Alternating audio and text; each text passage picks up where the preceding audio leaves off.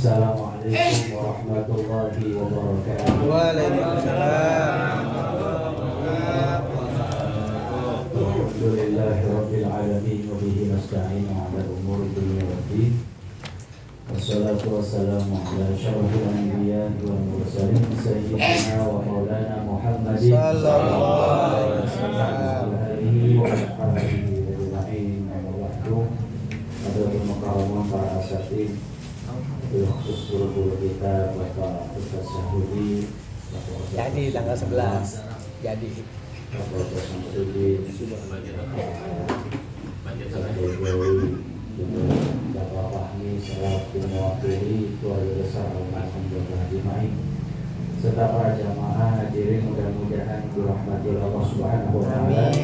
Serta syukur mari sama kita aturkan kepada Allah Azza wa Jalla atas segala nikmat, karunia, kesempatan, keluangan waktu, kesehatan. Mudah-mudahan duduknya kita menjadi penyebab turunnya rahmat Allah Subhanahu wa taala.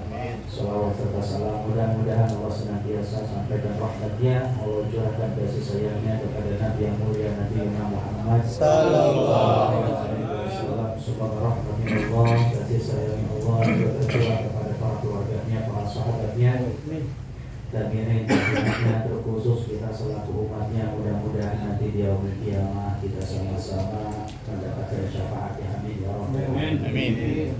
Kita fatihahkan dulu kitab Imam An-Nawawi Ad-Dimashqi dengan harapan apa yang kita baca kita pelajari berbuah manfaat untuk kita. Amin.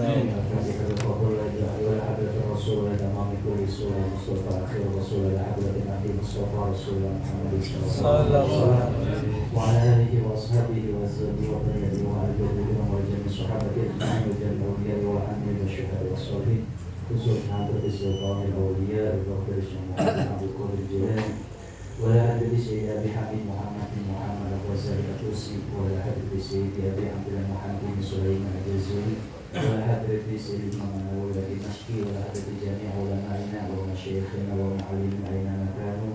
الفاتحة. أعوذ بالله من الشيطان الرجيم. بسم الله الرحمن الرحيم. الحمد لله رب العالمين الرحمن الرحيم مالك يوم الدين. إياك نعبد وإياك نستعين. صراط الذين أنعمت عليهم غير المغضوب عليهم ولا الضالين. أعوذ بالله من الشيطان الرجيم. بسم الله الرحمن الرحيم. قال المصنف رحمه الله تعالى ونفعنا به وبعلومه وبركاته آمين يا رب العالمين. Al-Haditsus Sadis, hadis yang ke-6, al-halal wal haram, yaitu bicara tentang halal dan haram. An Abi Abdullah Nu'man bin Bashir radhiyallahu anhu qala, diriwayatkan dari sahabat bernama Abu Abdullah Nu'man bin Bashir. Abdullah Nu'man bin Bashir ini adalah sahabat Nabi yang baru dilahirkan 14 Hijriah. Jadi Nabi baru hijrah ke kota Madinah, dia baru lahir. Tapi sempat hidup membersamai Nabi. Makanya anak kecil yang ikut membersamai Nabi, hidup pada zaman Nabi, dia juga terkategori sahabat. Termasuk Sayyidina Hasan wal Husain membersamai Nabi, itu juga sahabat Nabi sekaligus cucu Nabi. Tapi periwayatan hadisnya baru diterima itu ketika sudah usia balik dewasa. Nah, maka dari itu klasifikasi ataupun bahasan tentang umat ataupun sahabat tabi'in itu para ulama berbeda pendapat. Kalau sahabat adalah mereka yang membersamai Nabi hidupnya sampai wafatnya serta iman kepadanya. Kemudian kalau para tabi'in, mereka tidak hidup sezaman dengan Nabi, tetapi mereka menimba ilmu dari para sahabatnya Nabi, iman dan menaruh cinta kepada Nabi. Itu tabi'in. Lain dengan kita selaku umat. Kalau umat itu berarti tidak sezaman dengan Nabi, tidak pernah bertemu dan jumpa dengan Nabi, tapi menaruh rasa cinta dan iman kepada Nabi. Maka mudah-mudahan kita yang gak seberuntung para sahabat bisa mendapatkan syafaat Nabi. Amin. Nah, Abdullah Nu'man bin Bashir ini karena memang dilahirkan yang agak telat gitu ya, hijrahnya Nabi 14 tahun baru dilahirkan, maka beliau tumbuh kembang dewasa itu bukan pada masa Khulafaur Rasyidin, tapi baru tumbuh kembang kelihatan bakatnya itu pada masa dinasti Umayyah selepas Sayyidina Ali bin Abi Thalib. Jadi kalau kekhalifahan itu hanya berumur 30 tahun, itu namanya khalifah. Selebihnya itu bukan khalifah, namanya sistem kerajaan. Nah, setelah Abu Bakar, Umar, Utsman, terakhir Ali, setelah Ali tidak ada lagi khilafah atau khalifah, yang ada dinasti. Nah, Nu'man bin Bashir ini termasuk qadil qudat, hakim pada masa dinasti Umayyah, dan pernah dipakai peran dan jasanya itu pada masa Muawiyah bin Abu Sufyan. Muawiyah ini adalah memprakarsai berdirinya dinasti Umayyah. Jadi sepeninggalan dinasti Khalifah Ali wafat, Muawiyah mendirikan kerajaan namanya dinasti Umayyah. Jadi alih-alih Umayyah ini berdiri ketika masanya Ali. Di masanya Ali itu banyak sekali demo besar-besaran, banyak sekali pemberontakan, maka di era Ali itu terkesan pemerintahannya banyak sabotase. Ya, karena banyak sahabat-sahabat yang ingin menjadi pemimpin. Nah, termasuk Muawiyah bin Abu Sufyan. Nah, itu singkat cerita dari profil Abdullah bin Nu'man bin Bashir radhiyallahu anhu. Sami'atu Rasulullah sallallahu alaihi wasallam. Nah, kalau sami'atu itu berarti dia itu benar-benar hadir gitu. Jadi ada hadis an itu kadang kurang terpercaya, dari siapa? Katanya. Nah, katanya itu belum tentu daripada faktanya. Makanya jangan menilai seseorang dari apa katanya. Katanya sih gitu. Jadi jangan menilai daripada katanya, tapi lihat faktanya. Nah, makanya yang diukur adalah sami'tu Rasulullah sallallahu alaihi wasallam. Aku pernah mendengar Rasul yaqulu bersabda, innal halala bayyinun wa innal harama bayyinun. Kata Nabi didengar langsung oleh Abdullah Nu'man bin Bashir bahwa sesungguhnya halal itu bayyinun, telah jelas. Wa innal harama bayyinun, juga perkara haram bayyinun, sudah jelas. Jadi nggak ada yang kita permasalahan sebenarnya antara halal dan haram.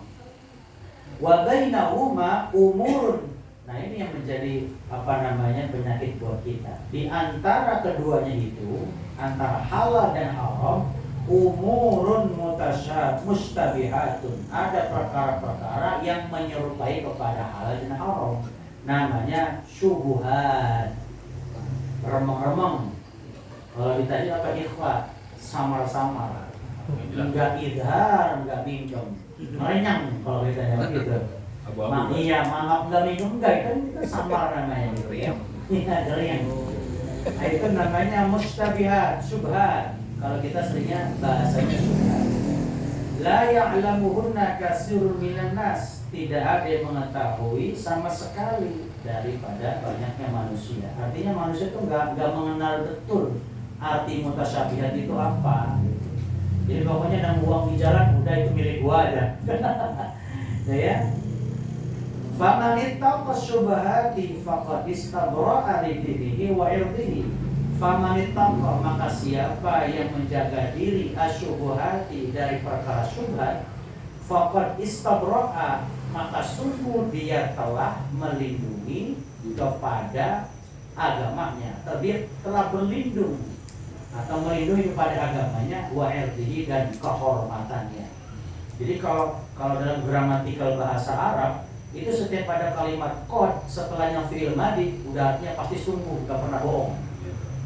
Seperti qad aflahal mu'minun. Setelah qad ada fi'il madi, maka artinya sungguh beruntung orang yang beriman. Tapi kalau setelah qad itu fi'il mudhari, itu terkadang kadang beruntung, kadang rugi. Qad yaflahul mu'minun contoh. Berarti setelah qad fi'il mudhari. Nah ini yang kalau kita sematkan lafaz qad setelah fi'il madi itu pasti ada sungguh. Seperti laqad ja'akum rasulun min anfusikum azizun 'alaihi. Ada lagi laqad kana lakum fi rasulillah. Setelah qad ada fi'il madi, kana atau ja'a, itu semua artinya sungguh, bahwa Rasul hadirnya bersama kita itu menjadi teladan betul buat kita, nggak pernah bohong. Nah makanya siapa yang mampu menjaga diri dari perkara syubhat, udah pasti dia akan melindungi agama dan kehormatannya. Artinya terjaga, ya. Nah makanya di sini Imam Nawawi mensyarahi dari hadis ini karena memang kita butuh syarah. Jadi kita ini bukan nabi, bukan sahabat, bukan tabi'in yang kalau membaca kita kemudian langsung matang dan teksnya nggak tahu makna, arti dan tujuan dari hadis itu diadakan. Nah hadis ini ikhtalafal ulama'u fi haddil halali wal harami. Kata Imam Nawawi bahwa teks hadis innal halala bayyinun wa innal harama bayyinun wa bainahuma umur mustabihatun, itu kata beliau ikhtalafal ulama'u, para ulama berbeda pendapat fi haddil halali, dalam batasan kehalalan, wal harami, dan batas keharaman. Wa faqala Abu Hanifah, Imam Nawawi mengambil kutipan perkataan Imam Abu Hanifah. Imam Abu Hanifah berarti gurunya Imam, ya, yang pertama itu Hanafi, dua Maliki, tiga Syafi'i, yang terakhir Hambali. Jadi Syafi'i itu urutan ketiga kalau dari sisi madhab. Nah Abu Hanifah itu pertama, tulen, tua gitu ya, yang dituakan.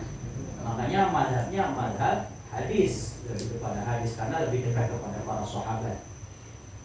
Nah ini Imam Abu Hanifah. Kata Imam Abu Hanifah dikutip dalam kitab Arba'in Nawawi ini, kata Imam Abu Hanifah, al halalu ma dallat dalilu ala halihi. Halal itu adalah sesuatu yang menunjukkan kepada dalil atas kehalalannya. Kalau memang itu halal dan udah ada tanda kehalalannya, itu udah menjadi barang halal. Kalau sekarang kan ada stempel halal namanya ya, gitu ya. Nah kira-kira yang belum ada stempel halal gimana itu kan? Makanya sekarang MUI jual stempel halal. ada bisnis-bisnisnya juga gitu ya. Bahkan yang lebih ironisnya lagi, sampai kulkas ada stempel halalnya gitu. Emang kulkas dikunyah kan enggak ya? Iya. Kalau jual kopi kan? Iya. Kalau kita lihat kulkas tuh ada halalnya tuh, cari aja tuh di mereknya nih. Itu ada halalnya itu. Ya kita juga kan heran gitu ya. Ini yang menjadi pertanyaan, apanya? Apa kita punya atau gimana? Atau mungkin ya dari bahan-bahan yang dibuat ya gitu ya. Itu. Makanya kalimat halal itu harus dibarengi dengan thayyiban. Halalan thayyiban. Halal juga baik dikonsumsi. Kita beli misal es teh Solo gitu ya. Es teh Solonya halal. Tapi kalau kita konsumsi, kitanya lagi radang tenggorokan dan batuk pilek, itu halalan ghairu thayyiban namanya. Halal secara secara zatnya, tapi nggak bagus dikonsumsi untuk badan. Makanya halalan ghairu thayyiban, akan memudaratkan badan. Mungkin mana tukang teh Solo? Iya, ini contoh kan yang lagi banyak kan itu. Iya mah gorengan juga batuk. Saya kan nggak tahu siapa aja yang jualan kan gitu. Tahu ini saya Bang Beok doang jualan gorengan. Kaiwan. Iya. Ya gorengan. Halalan tetap barokah. Ya, halalan ghairu thayyiban. Ada yang haroman wa thayyiban kan itu ya. Repot itu. Nauzubillah min dzalik. Nah itu. Jadi Kalau kita karena memang konsumsinya itu thayyiban, maka harus lihat spesifikasinya atas dasar kehalalannya. Maka dari itu sekarang yang saya tahu kayak seperti penyuluh-penyuluh agama di Kemenak itu mereka sedang giat untuk menyebar sertifikasi kehalalan dari konsumsi makanan ke makanan-makanan yang dalam tanda kutip Chinese food. Pegelodok tuh mereka datangnya. Jadi misal punya orang Chinese, tapi yang kerjanya orang kita. Nah mereka minta sertifikasi halal untuk menarik simpati pembeli. Biasanya seperti itu, dilihatin halal, sekalipun yang punyanya adalah orang Chinese. Jadi kita ini sensitif. Makanya kadang kita ini lebih takut kepada makanan haram ketimbang uang haram. Iya nggak sih? Kita ini lebih parno kepada makanan yang diharamkan seperti babi goreng. Takut itu. Tapi kalau mau duit haram, patah dulu. Masih butuh kita. Padahal itu udah tahu keharamannya gitu ya. Jam. Jadi kita tuh ya tadi di Indonesia karakter demikian. Jangankan sama manusia, sama Tuhannya saja sudah tidak takut. Gitu ya. Makanya sumpah para pejabat itu salahnya Qurannya taruh di belakang. Kalau sumpah tuh Quran taruh di depan gitu loh, bukan di belakang. Lihat aja kalau di pelantikan. Qurannya di belakang nggak kelihatan dia, jadi nggak takut gitu loh. Nggak dibaca kan? Itu ya. Itu makanya halal dan haram sudah jelas sejatinya. Hanya saja kita doyan yang abu-abu tadi gitu. Wa qala Syafi'i radhiyallahu anhu ta'ala, dan Imam Syafi'i juga mengomentari atau menambahi mungkin sekelumit ibarat yang ditarik oleh Imam An-Nawawi dari perkataan Imam Syafi'i. Jadi ini hanya balance-nya saja, keseimbangan. Kalau Imam Abu Hanifah tentang halalnya, kalau Syafi'i tentang haramnya. Bagaimana kata Imam Syafi'i? Al-haramu ma dallat dalilu ala tahrimihi. Haram itu adalah sesuatu yang menunjukkan atas dalil keharamannya. Jadi kalau udah jelas itu haram, dalilnya mengharamkan, ya udah kita nggak usah lagi pakai. Wa ahallallahu al-bai'a wa harrama riba. Allah telah menghalalkan jual beli dan mengharamkan riba. Jadi sekarang ini abu-abu mana yang riba, mana yang kagak kan gitu. Karena kita nih semua masuk perangkap kebutuhan. Akhirnya kita abu masuk ke arah sana, ini haram apa halal. Nggak dipakai, kita butuh, dipakai kejeblos. Akhirnya apa? Ya udah ditabrak semua. Nah maka dari itu para ulama kita paling enggak dengan kita sudah kehadiran tadi dengan menambahkan rasa istighfar, mohon ampun kepada Allah, mudah-mudahan nggak terlalu mudarat untuk diri kita dan keluarga kita. Karena sejatinya kita ini udah dirundung pusara-pusara keharaman, apapun semuanya nggak jelas.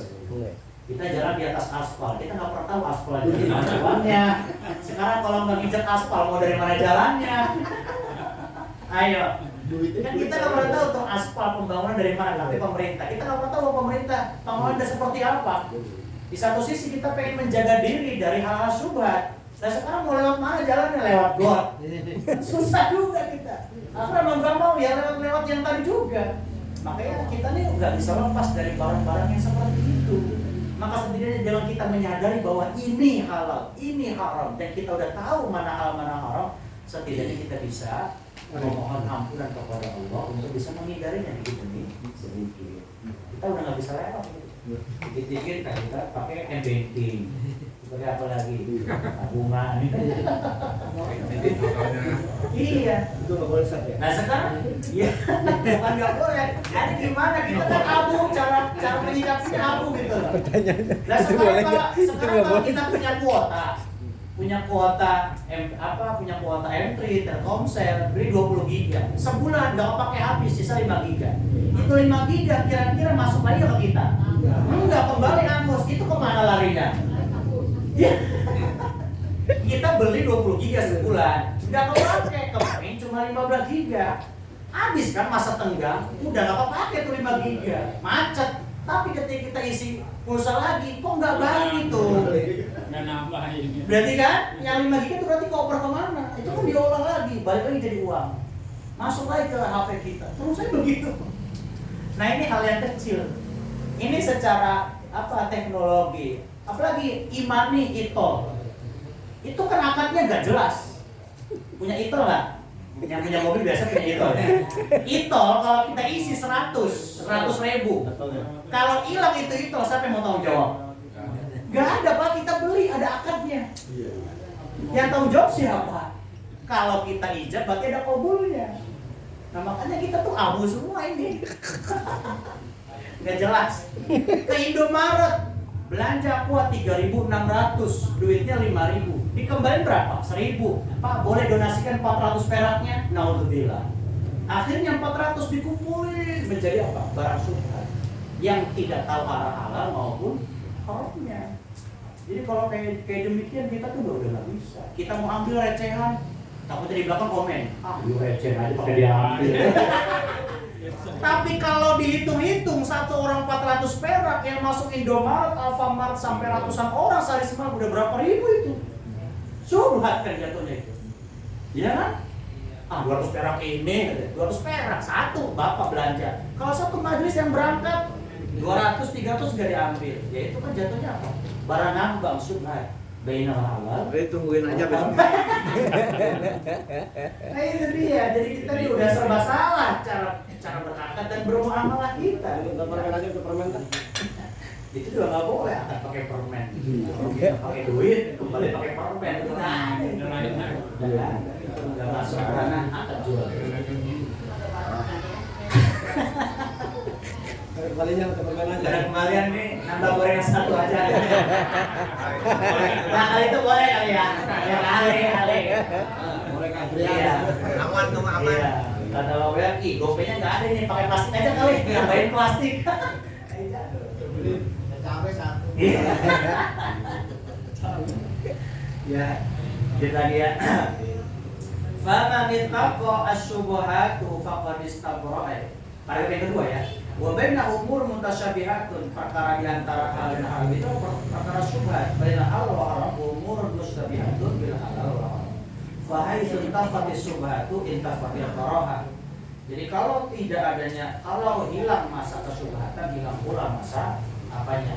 Karohanya, makruhnya. Wa kana su'alu, dan bertanya hal demikian itu menjadi hal bid'ah dan mengada-ngada gitu ya. Wadalika ida, dan itu diceritakan juga atau bisa contoh juga ida qudi magharibun, apabila telah datang orang asing di mata dengan barang dagangannya, ya bi'uhu, dia menjual barang dagangannya, fala yajibil ba'su, maka kita tidak wajib untuk membahas itu. Artinya perkara orang nggak perlu kita tanya-tanya kecuali kita mau beli.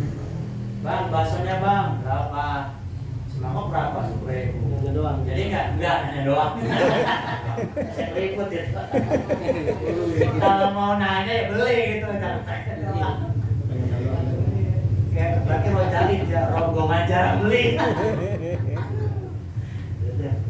Terus baris terakhirnya wala yustahabu wa yukrahu as-su'alu anhu. Tidak dianjurkan dan juga tidak dimakruhkan bertanya dari hal tersebut. Artinya perkara-perkara yang abu-abu tadi kita harus jelaskan dan kita harus posisikan diri kita bahwa kita harus peduli kepada diri kita dan keluarga, sanak famili kita. Karena memang halal dan haram ini mempengaruhi kepada apa? Kepada keberlangsungan ibadah kita. Kata Nabi, man akal haram asab jawarihi. Siapa yang senang makan hal-hal yang diharamkan, artinya bukan secara zat, tapi mengkonsumsi uang haram, sekalipun uang yang nggak dipunya, duit ratusan ribu itu, tapi diberikan apa, dibilang apa, dia pakai gitu maksudnya. Itu asab jawarihi, akan berdampak kepada ujung rambut sampai ujung telapak kaki. Artinya jawarihi itu seluruh anggota badan, nantinya bakal malas dipakai ibadah. Kalau udah malas, kolbu akan keras hatinya. Kalau udah keras, nanti dia kebal sama hal-hal yang diharamkan. Biasa gitu. Mudah-mudahan bisa dijawab subhan apa yang diharamkan. Terima kasih. Assalamualaikum warahmatullahi wabarakatuh.